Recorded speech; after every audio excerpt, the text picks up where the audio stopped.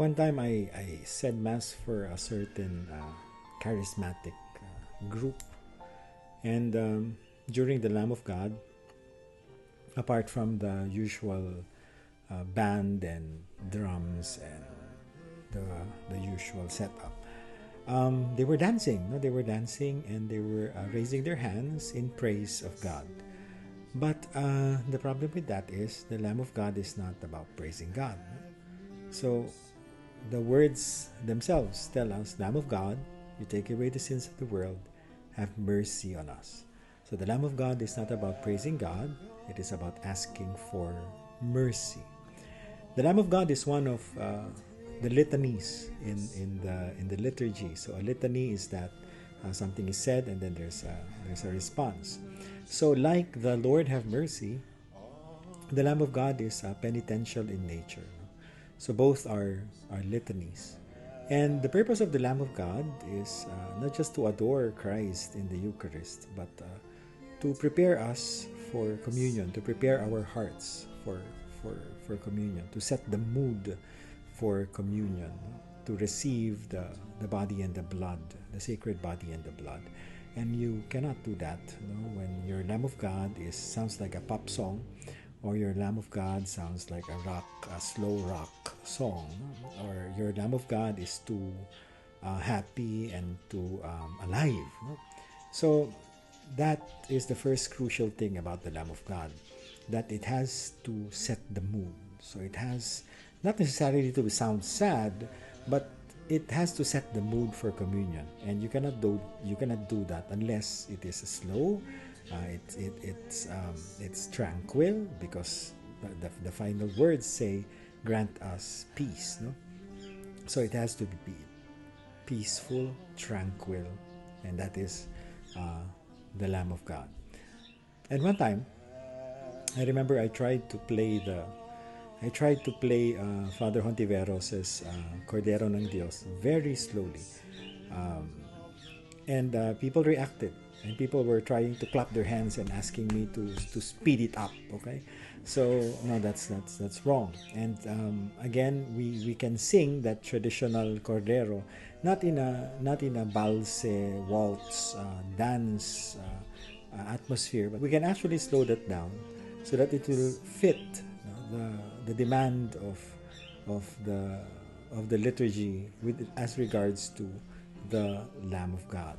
In terms of the words of the song, please don't change them. Please don't add to them.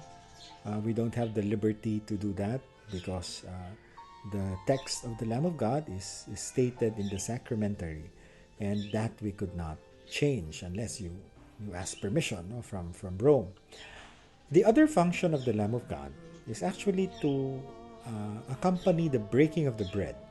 So as the celebrant breaks the bread to make it ready for communion, and he adds a little piece of bread to the wine, the Lamb of God is the song that accompanies that act.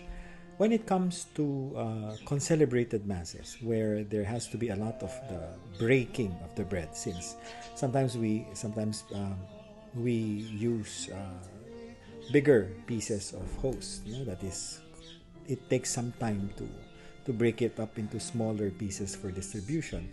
The first set of texts of the Lamb of God, Lamb of God who takes away the sins of the world, have mercy on us, can be repeated as much or as many times as possible to accommodate the extension of the breaking of the bread as it is happening at the altar. And only at the end, will we sing, Lamb of God, you take away the sins of the world, grant us peace. So that is the second function of the Lamb of God. There's a tendency that we can over-dramatize, put so much, emphasis on the emotionality. There's even a tendency to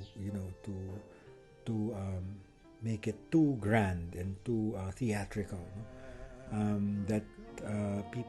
There's a tendency that people can no longer relate to what the Lamb of God means, because the music is already too complicated.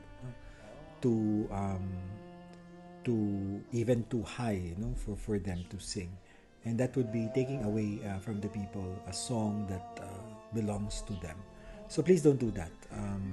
Again, the rule in the liturgy is the primary ministers of music in the liturgy are the people, and the Lamb of God is one of those songs that belong to the people, and let them sing it so that they can be moved to receive communion properly, and they realize, that this bread that they receive is truly has the power to forgive their sins and to heal them from the effects of those sins.